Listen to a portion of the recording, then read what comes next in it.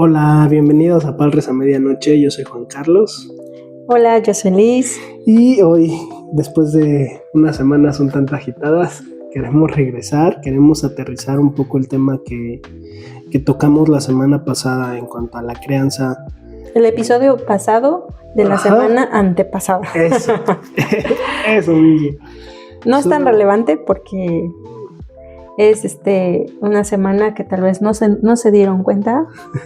Pero bueno, les dejamos saber que hubo una semana que no se grabó nada. Queremos como aterrizarlo, como ver ejemplos en la Biblia de personas que vivieron con los ojos puestos en el cielo, de personas que vivieron pensando en otro mundo. Y para mí creo que el pasaje que ejemplifica eso de mejor manera es Hebreos 11. Creo que nos da mucho para poder hablar, para poder conversar, para poder ir viendo algunos ejemplos y animarnos a que esta crianza y esta expectativa de generar, en nuestro caso, en Demir, el poder vivir con los ojos puestos en el cielo, no es un imposible, sino que es muy humano y con sus luchas, sus batallas, sus altos, sus bajos, sus capacidades. Entonces quisiera partir a eso. No vamos a leer a profundidad Hebreos 11, pero vamos a ir viendo algunos. Hebreos 11:4. Por la fe Abel ofreció a Dios más excelente sacrificio que Caín, por lo cual alcanzó testimonio de que era justo, dando a Dios testimonio sobre sus ofrendas, y muerto aún, habla por ellas. Y el ejemplo de Abel es muy, a mí me resulta muy curioso porque son de los primeros hombres en el mundo y no tenían un contexto diferente. Uh-huh. Y los dos entendieron una relación con Dios de forma diferente. Y la diferencia fue la fe. Abel confiaba en Dios y Caín no confiaba en Dios. Y por eso Abel vivió y murió de la forma en que vivió. No sabemos qué más hicieron en sus vidas. Solo tenemos el registro de la ofrenda que presentaron. Bueno, Caín tenemos un poco más de contexto después, que no fue mejor, que no hubo una redención en él. Pero de Abel solamente tenemos eso. Uh-huh. ¿Y qué es lo que él tenía, la historia que le contaban sus papás? Lo que perdieron en Edén. El camino para, pueden ir y ahí está Dios. No, porque Dios se queda a las afueras de Edén cuidando. ¿Cuánto tiempo? ¿Quién sabe? Pero al menos era un lugar donde Caín y Abel podían presentar sacrificios y lo presentaron, ¿no? No sé si quieras comentar algo de Abel. Pero a mí me anima mucho ver esto, que a veces no necesitas exceso de conocimiento, sino el conocimiento correcto uh-huh. para poder vivir agradando a Dios. Y sobre todo morir agradando a Dios. O sea, creo que ahorita anda muy, muy en boga este tema con el tema de las matanzas que está habiendo en zonas de África como Nigeria, donde están matando a cristianos, independientemente si son católicos, si son protestantes, si son de la denominación que sea, pero se identifican como cristianos y lo están matando exclusivamente por el hecho de ser cristianos. Y ver que no se detienen, ver que siguen siendo uh-huh. fieles, ver que ellos no son una religión de poder en Nigeria, como si lo entendemos el cristianismo como la religión dominante y de poder en Occidente. Uh-huh. Y Caín,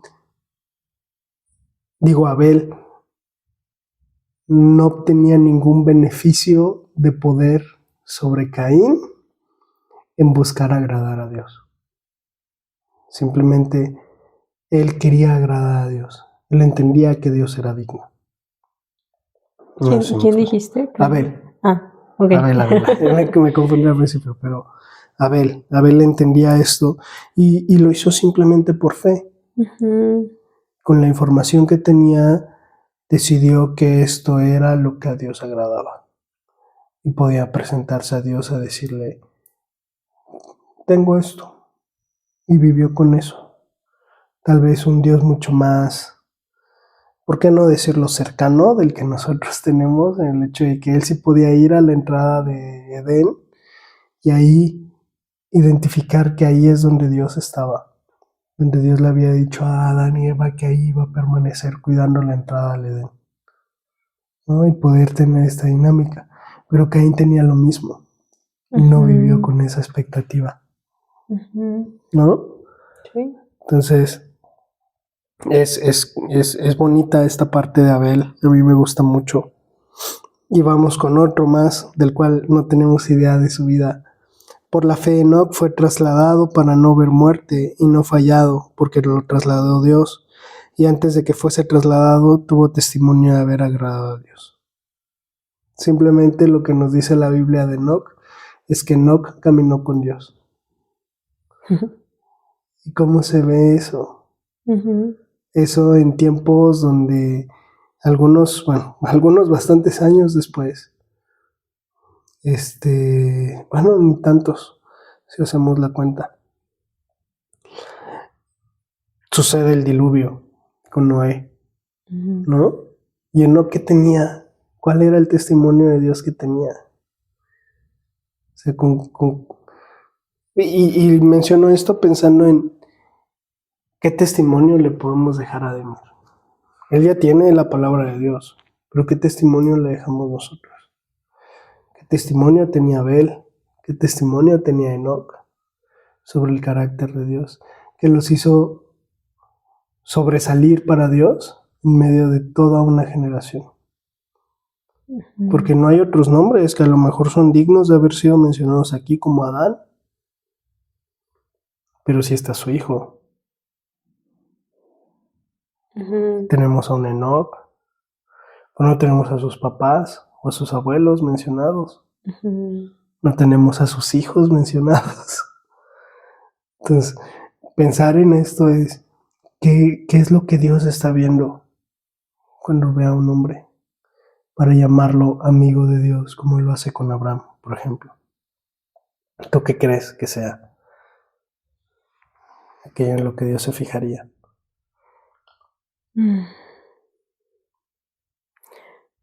Pues es que en pocas palabras yo creo que es un deseo genuino por conocer a Dios y un deseo genuino en amar a Dios, ¿no? Un caminar con Dios, no movido por interés, no movido por apariencia, no movido por cualquier otra cosa, sino por un deseo por Dios. Yo creo que eso es una relación personal con Dios, ¿no? Caminar así tus días. Y yo creo que eso debería ser, ¿no? Algo auténtico con Dios, algo no de domingo, no de me van a ver, porque en lo oculto, aquello que a veces, donde nadie nos ve más que Dios, y a veces en lo público, donde nadie tiene que saber cosas, es donde nosotros podemos evidenciar, no solo a la vista de la gente, sino ante Dios, que lo estamos amando, ¿no? En cosas muy pequeñitas, ¿no? En ser honestos en esto, en vivir de tal modo, aunque a lo mejor nadie se va a dar cuenta, Dios sí se da cuenta, ¿no? Y esa autenticidad de vivir agradando a Dios en todo, en las cosas más pequeñas, creo que da en evidencia para mí misma en quién está puesto mi temor, ¿no? Sí, y ahorita que estás diciendo eso me quedé pensando en... Hoy entendemos a Dios como el Padre nuestro y entendemos la importancia de ser parte de una comunidad. Pero ¿qué tanta comunidad pudo haber tenido un Abel? ¿Qué tanta comunidad pudo haber tenido un Enoc? Para ser el único mencionado en medio de esas generaciones. ¿No? Que no digo que no lo hubiera, pero ¿qué tenían congregar? Se juntaban cada cuánto. Era un modo de vivir delante de Dios muy distinto al estándar que hoy tenemos de iglesia, servicio y vivir de esta manera con Dios. Y me mandaste hace poco una publicación de Instagram de este misticismo cristiano, ¿no? Ujú. Que es como esta idea de tratar de vivir en el misterio de Dios, de tratar de estar en esta comunión constante, de tratar de habitar en su presencia en verdad cada día y no solo estar pensando en tu religión como algo de domingo, sino que tu deleite y tus meditaciones sea conocer al Dios misterioso, Ujú. al Dios que está lejos. Y suena raro, ¿no? Misticismo suena como que misticismo muy oscuro, ¿no? Como que la primera imagen que viene a tu cabeza es algo místico, algo muy oculto. Claro. Pero ciertamente sí es algo oculto que es revelado a través de la palabra, que es revelado por Dios cuando lo estás buscando, ¿no? Y que incluso Dios lo revela a veces aunque no lo busques, ¿no? En su favor, en su gracia, lo revela, pero cosas más allá de decir, quiero conocerlo, quiero vivir como Él quiere que viva, o sea, quiero ser fiel, y cómo Dios se revela en esta comunión constante con Él. Uh-huh. ¿Quién es Él? Te está revelando quién es Él. Y a final de cuentas, o sea, ya pensando en esto del misticismo, de lo misterioso, Enoc no vio muerte. O sea, a ese grado es el Dios que conoció Enoc, que Dios lo libró de la muerte, no la padeció y no la va a padecer jamás. Loco, ¿no? Y es un Dios que tú y yo leemos sobre Él, pero que no lo conocemos porque no hemos vivido esa parte con Él. Uh-huh. Y es eso, o sea, no conoció un Dios, no un Dios diferente, pero conectó con Dios de una forma diferente a la que nosotros hoy lo hacemos. Tal vez porque había menos cosas en las que distraerse. Después fue Eliseo. Después fue Elías. Elías también fue arrebatado. Que también Elías es enorme todo lo que vivió Elías. Y vivió depresiones. Y vivió tristezas. O sea, Elías, creo que mientras más bajamos en esta lista, pero Elías creo que no es mencionado tal cual.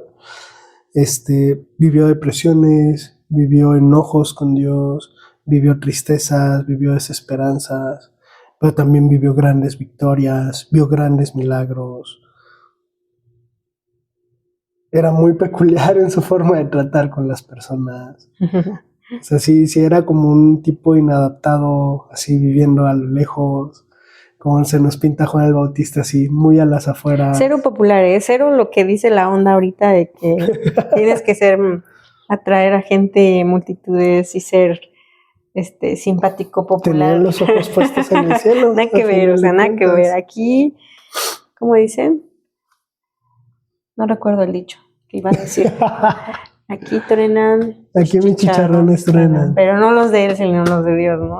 Aquí lo que Dios dice es lo que se hace. Sí, y es bien loco, güey. O sea, pensar en la vida de estos hombres de verdad y considerar y qué los hizo que Dios los considerara aquí. O sea, que Dios dijera, de estos hombres vale la pena contar la historia. Uh-huh. Vale la pena resaltar este atributo específico que vivieron por la fe. Abel presenta mejor sacrificio. Enoc fue trasladado a los cielos. El siguiente, Noé, en versículo 7. Cuando fue advertido por Dios acerca de cosas que aún no se veían, con reverencia preparó un arca para salvación de su casa, y por esa fe condenó al mundo y fue hecho heredero de la justicia que es según la fe. Un loco. Todo el mundo viendo a Noé siendo un loco durante 120 años mientras preparaba el arca. Dios le dijo, va a llover. Y Noé pudo haber preguntado, ¿qué es la lluvia? Uh-huh. Nunca lo ha visto. Y la gente burlándose de él. Pudo haber gente que pudo haber dicho, oye, yo te ayudo. Y nadie lo hizo. ¿Qué tuvo Noé para que Dios le dijera, Noé, te voy a revelar esto? Esto queda entre tú y yo. En 120 años voy a acabar con el mundo como lo conocemos, va a venir un diluvio y Noé está pensando, ¿qué es un diluvio? ¿Por qué acabar con esto? Y decidir creer y durante 120 años armar algo porque Dios le habló. O sea, ponte a pensar hoy en eso. Que hicieras algo a las dimensiones que es un arca, con toda la logística que eso implica, simplemente porque tienes la consigna de que Dios te habló. ¿Cómo te verían los demás? ¿Cómo batallarías con esa inseguridad? En caso de que te genere inseguridad pensar que los demás te ven como un loco. ¿No? Pregunta. Sí, sí, no es A ver, pregunta. contéstala tú, yo no sé. No sé. O sea, yo creo que la gente veía como un loco a Noé y se burlaban de él. Pues ya de por sí se burlan de nosotros. O sea, ya de por sí aquellos que viven su postura y que nosotros la nuestra ya de por sí hay, ¿no? Entonces dices, bueno, te acostumbras a eso, ¿no? Decir, ya, ¿qué más? ¿No? O sea, mejor vivo como Dios me llama a vivir y Dios se hace cargo de todo lo demás, ¿no? Ujú. Confiar. O sea, al final de cuentas es eso, Señor, vengo a tus pies, esto está pasando, tú sabes, aquí, ¿no? Esto estamos viviendo. Yo siento que, digo, ahorita lo digo fácil, ¿no? Pero si fuera por una postura tan así de algo muy profético que Dios le dio a Noé, pues es otro nivel, ¿no? Yo hablo del día a día, ¿no? Pero sí, yo creo que que está pesado. Pero ¿cuánta gente, con cuánta gente, por ejemplo, pensando en el caso de Job, que Noé tuviera una relación muy similar con personas, con cuánta gente Noé no compartió historias sobre lo que Dios había hecho en su tiempo, historias sobre lo que Dios había hecho antes. Y cuando llega el momento de hacer el arca, nadie está ahí, ¿no? Job compartió con sus amigos historias de Dios. Y cuando viene el castigo, cuando viene este juicio sobre Job por parte de Satanás, pareciera que todos sus amigos olvidan el carácter de Dios y creen que Job tiene algo oculto para que Dios lo haya castigado de tal manera, ¿no? Y de repente alguien sobresale de esa manera y tener que vivir con ese escarnio, sabiendo que el Dios en el que crees es real y que vale la pena vivir así, ¿no? Qué difícil. La neta, yo no sé si algún día nos toque vivir algo como lo de Noé, el hecho de así, tan acostumbrados a vivir en comunidad y de repente Dios le dice a Noé, te vas a tener que aislar, tenemos un trabajo. Y los demás te van a ver como un loco. Y vas a sonar como un loco, porque les vas a hablar de cosas que ellos no han visto. Y vivir así, ¿no? Y de repente, pues, un hijo del cielo, al final de cuentas, en ese sentido enteramente. Tenía los ojos puestos en un mundo que no es este, aunque no lo sabía. Claro. Y el siguiente, del cual se amplía mucho, es Abraham. Que Abraham a mí me cae muy bien porque pues ya es alguien mayor cuando Dios lo llama. Lo llama con su esposa, que se vaya, y necio se lleva a su sobrino. Va. Entonces empieza a hacer estos tratos con Dios poco a poco. Y empieza como a jugar con Dios de, pues sí.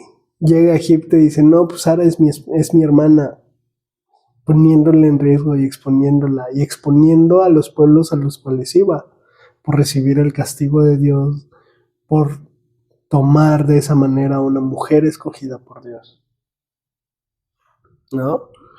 Y llega con Lot a la tierra prometida, y eso lo hace 2 veces Abraham. Llega con Lot a la tierra prometida y a repartir, cuando Dios le había dado algo específico a Abraham. Y lleno de problemas, y veo este carácter de Abraham cuando empieza ¿Cuándo es el tema de Sodoma y Gomorra? Hace trato con Dios. Oye, pero si hay tantos. Oye, pero si hay tantos. Y tiene este carácter tan atrevido con Dios,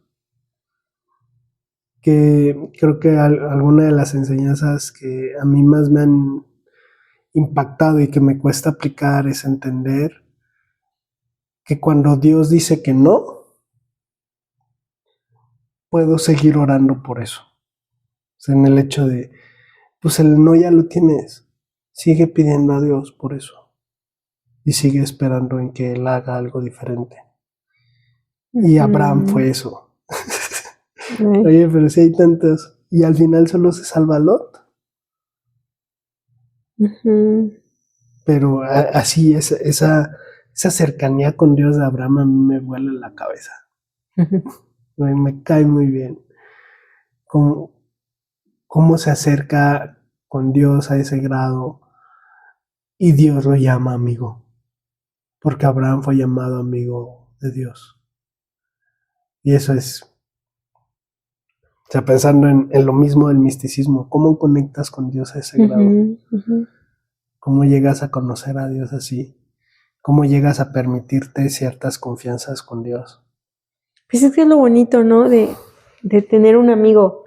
Tienes esa confianza de acercarte y ese amor hacia esa persona, ese trato, ¿no? Especial de sabemos cómo nos llevamos, ¿no?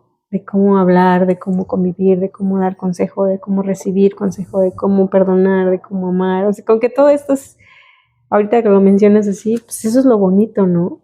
De saberse amigo de, y ser amigo de Dios, pues no, eso es otro nivel. Y yo creo que eso es lo que deberíamos perseguir, ¿no?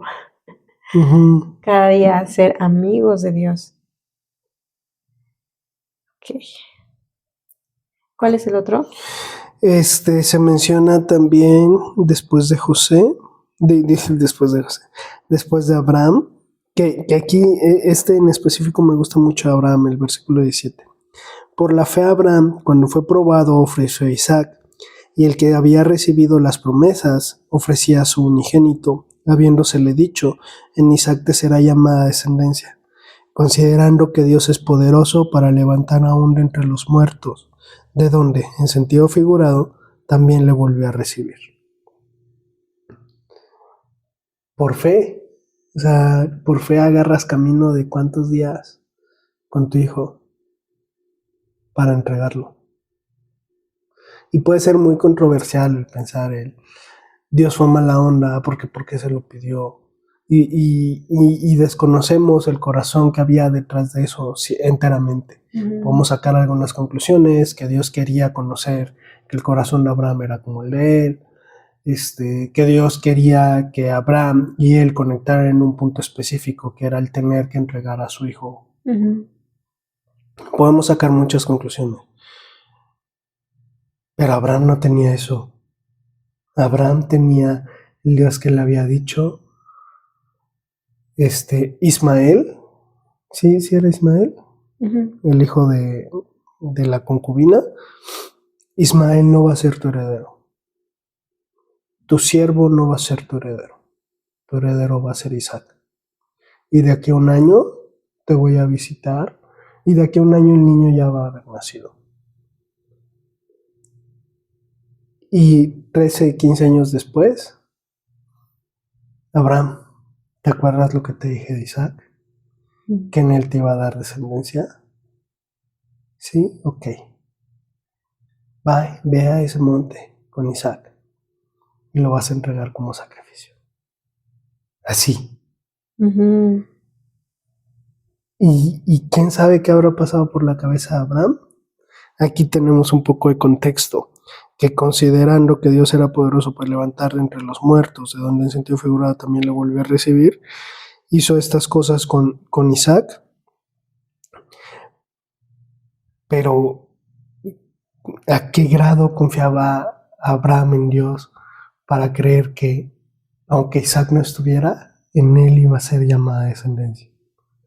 ¿Qué conocía de Dios Abraham? Que nosotros lo hemos perdido. ¿no? ¿Qué podemos decirle a Ademir?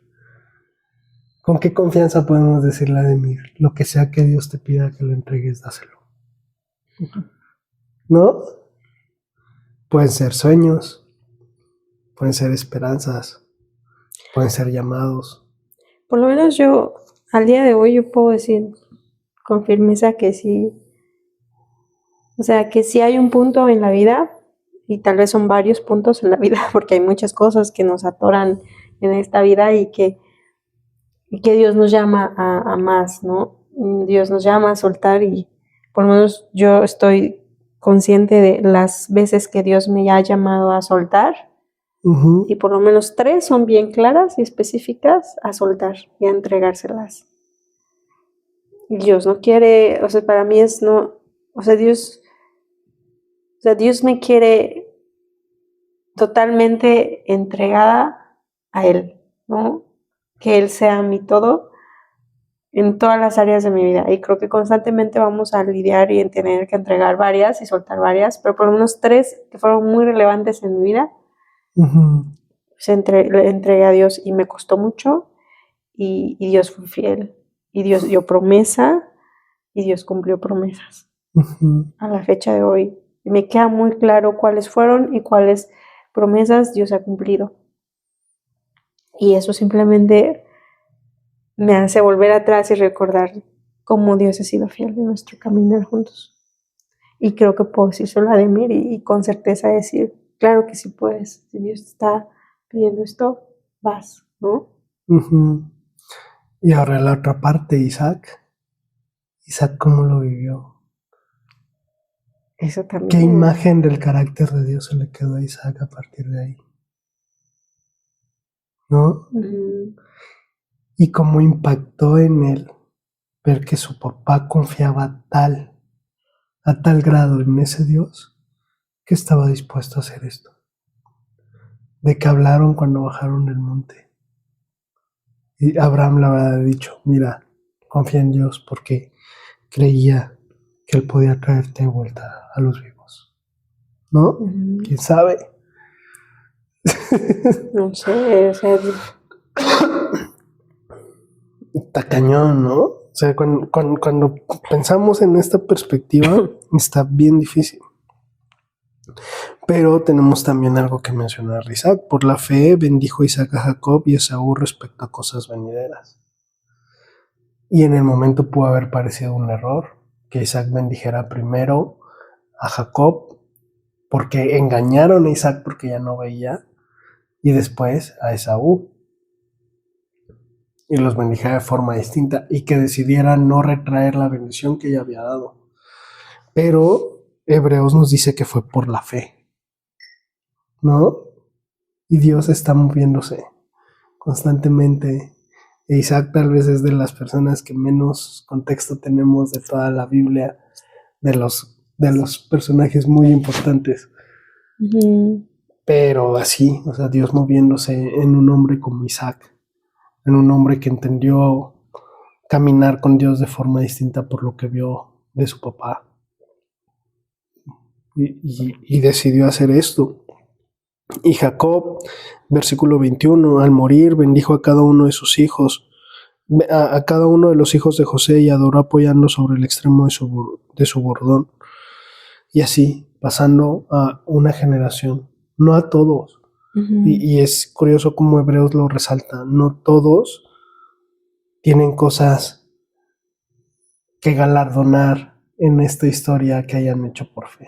Y va pasando en esta batuta. Isaac lo tiene, Abraham lo tiene, José lo tiene. Por la fe, José al morir mencionó la salida de los hijos de Israel y dio órdenes acerca de sus huesos. Por fe decir, cuando salgan de aquí llévense mis huesos con ustedes, porque Dios les prometió una tierra. 4 generaciones, desde Abraham hasta José, no olvidaron la promesa. Tenían los ojos puestos en algo diferente, en un lugar que no fue de Abraham, pero que Dios había prometido a Abraham. Y es bien difícil, o sea, No sé tú, pero a mí me cuesta mucho caminar en las promesas que Dios me ha dado. Y son las mías. No sé si Dios le dio alguna promesa a mis papás. No sé si Dios le dio alguna promesa a mis abuelos.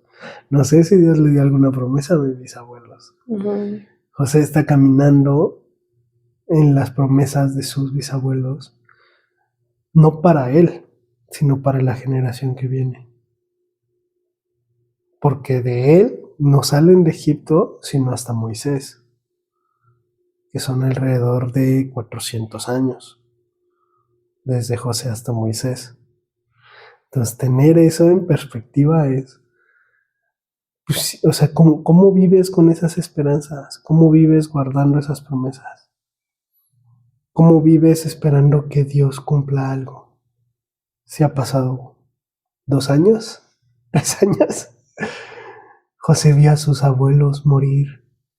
Bueno, no los vio, pero vio a sus padres morir y no cumplir la promesa, porque él murió en Egipto. Y aún así, al momento de morir, les da promesa por la fe a los hijos de Israel sobre que van a salir de Egipto y que se lleven sus huesos. Y vivir con eso en la mente. Y el último caso que quiero mencionar es el de Moisés, que creo que Moisés es un personaje muy parecido a Abraham, el hecho de difícil de llevar. 40 años como hijo de Faraón, o como parte de la familia de Faraón, mejor dicho, sabiendo que es de los israelitas, e incluso tratando de tomar venganza por los israelitas, matando egipcio a egipcio, tal vez. 40 años huyendo, viviendo entre ovejas y cabras. El punto que muchos consideran que cuando Dios lo llama y dice que no puede hablar, que no sabe hablar, es porque había convivido tanto tiempo solo con animales que ya no estaba acostumbrado a interactuar con humanos, había desarrollado muy poco su idioma en esos 40 años. Y aparte ya tenía 80 años. Y 40 años llevando al pueblo de Israel a la tierra prometida. Así, peleándose con Dios, diciéndoles, ya, quítame este pueblo. Y de repente diciéndole a Dios, no los deseches. Así, pero tenía los ojos puestos en algo diferente, no solo para él, sino para su pueblo. Y me gusta mucho cómo hace un resumen de la vida de Moisés, esta parte.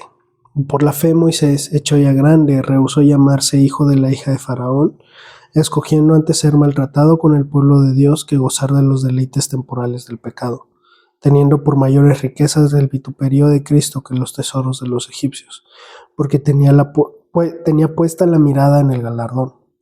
Por la fe abandonó Egipto, no temiendo la cólera del rey, pues se mantuvo firme, como viendo al invisible. Esas 2 frases, porque tenía puesta la mirada en el galardón, y al final del 27, porque se mantuvo firme como viendo al invisible. Y creo que es un buen resumen de cómo vivieron estos hombres. La mirada puesta en el galardón, como viendo al invisible. Vivir con eso. Y creo que es difícil enseñarlo en lo teórico. ¿Cómo en lo teórico? Ajá, o sea, decirle a Demir, tienes que vivir así. Ya, en solo palabras. Tenemos que mostrarlo.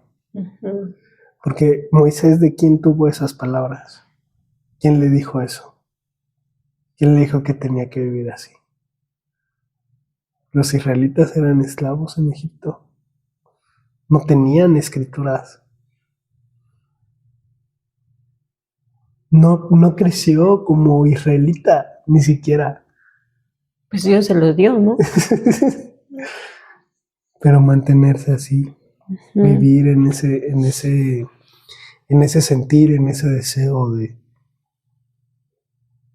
si hay un Dios eterno, si hay un Dios que es real, qué es lo que Él quiere que yo haga y cómo espera que yo viva. Porque nos encanta pensar que si Dios es real, Él nos debe cosas a nosotros y Él está debiéndonos a nosotros y debe de hacerse presente y revelarse. Pero lo que me muestra la vida de Moisés y de estos hombres es que vivían con la mentalidad de, si Dios es real, ¿cómo yo debo de vivir para conectar con ese Dios? ¿Cómo debo yo vivir para mantenerme firme como viendo al invisible? ¿No? Ujú. Y no sé, a mí me abre mucho el panorama esto, pensando en si hay muchas cosas que me gustaría enseñarle a Demir. Y hay muchas cosas en las que quiero que aprenda y crezca. Ahorita estamos considerando otra vez el tema de clases de gimnasia o de parkour o ese tipo de cositas. Estamos pensando en la música porque es muy musical, o sea, como que estamos pensando en un montón de cosas. Y también tenemos esta cultura de enseñarle y de traerle cosas referentes a Dios, referente a la vida, referente al pecado. Pero qué importante es que nuestra vida refleje que Dios es real, que es confiable y que Él no se va a cansar de hacer y de cumplir sus promesas, aunque no las veamos cumplidas nosotros. Y mantenernos así firmes, como viendo al invisible. Y Moisés no recibió la tierra prometida. La saludó de lejos, la vio ahí, pero sí recibió una heredad eterna. Ujú. Y poder dejarle eso a Demir. No, tal vez no recibamos aquí nunca lo que hemos esperado, incluso lo que nos ha sido prometido. Pero sí vamos a recibir algo eterno, ¿no? Y sí podemos vivir con esa confianza. Tal vez con mejores formas de las que le hicieron algunos, tal vez con peores de las que le hicieron otros, pero tenemos entera libertad de hoy tratar de conocer a Dios de la mejor forma posible para agradarlo de la mejor forma posible. Ujú. Y no desperdiciar ese tiempo. Sí. ¿Hay algo que quieras decir para terminar? Esta semana estaba leyendo y me impactó mucho esto. En Jeremías 9:15 está hablándole a su pueblo y le dice he aquí que a este pueblo yo les daré a comer ajenjo y les daré a beber aguas de hiel. Fuerte, un mensaje muy fuerte. Uh-huh. Por haberse alejado de Dios, por no buscarlo, pre a eso, antes del 15, dice, porque me dejaron mi ley, la cual di delante de ellos, y no obedecieron mi voz, ni caminaron conforme a ella. Entonces les está dando juicio, y más adelante les está diciendo,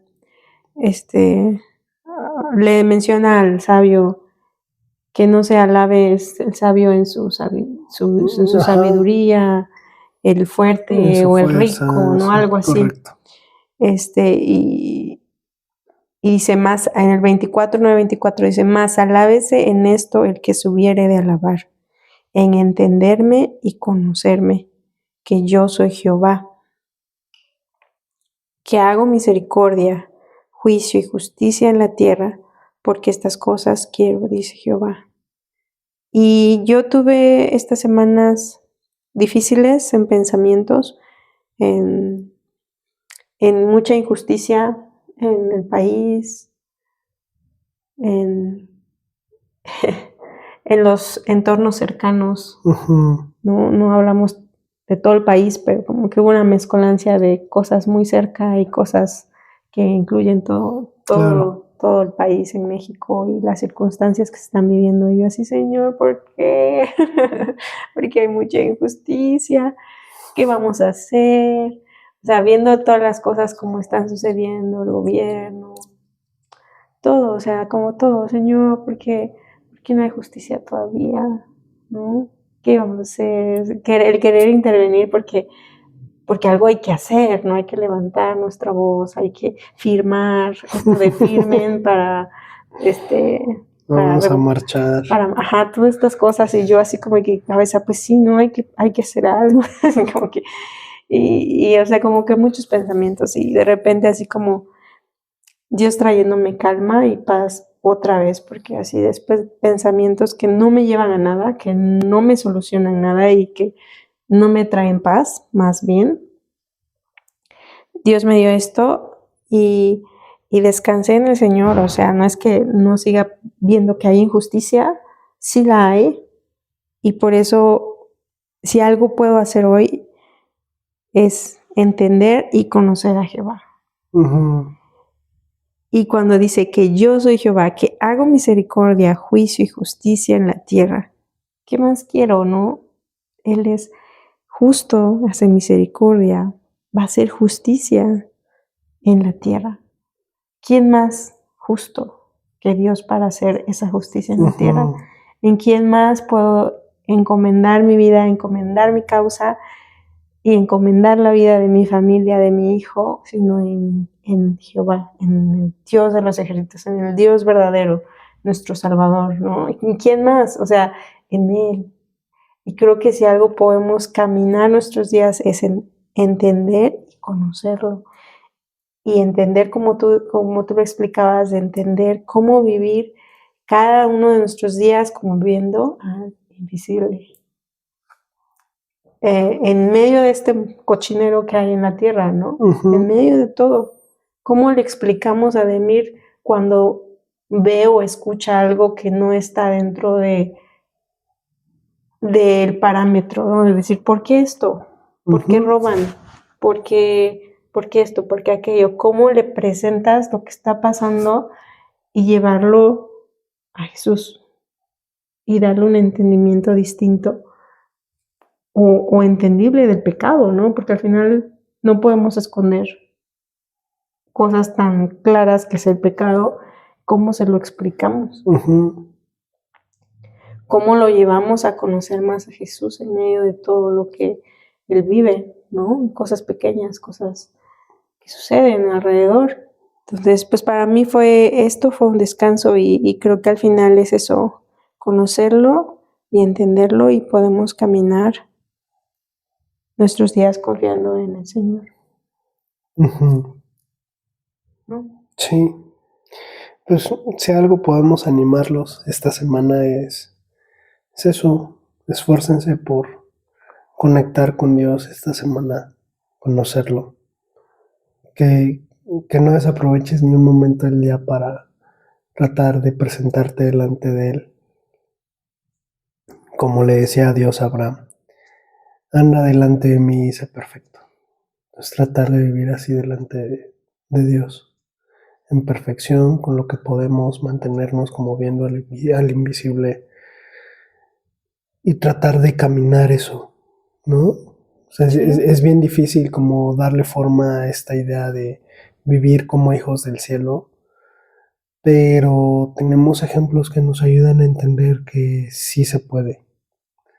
Y son variadas las formas, son variados los modos, pero cada uno conoció a Dios y se esforzó por conocer a Dios de la mejor forma posible en su contexto. Moisés tuvo un contexto difícil. Noé, ni se diga. Abraham con lo de Lot, menos. Abel, con pocas personas, y su contexto lo llevó a muerte. Y aún así, por fe agradó a Dios. Porque sin fe es imposible agradar a Dios, dice la Biblia. Y podemos vivir con eso, con fe, buscando conocerle, siendo intencionales en realmente vivir cada día, no solo estar preocupados de nuestra reunión de iglesia, que si bien es necesaria, pero la mayoría de estos hombres no tenían esas oportunidades. Y aún así vivieron agradando a Dios, fueron amigos de Dios y poder vivir con eso. De nuestra parte estamos haciendo nuestro mejor esfuerzo, no solo por nosotros, sino también por Demir y por aquellos que nos rodean. Y pues gracias por escucharnos una semana más.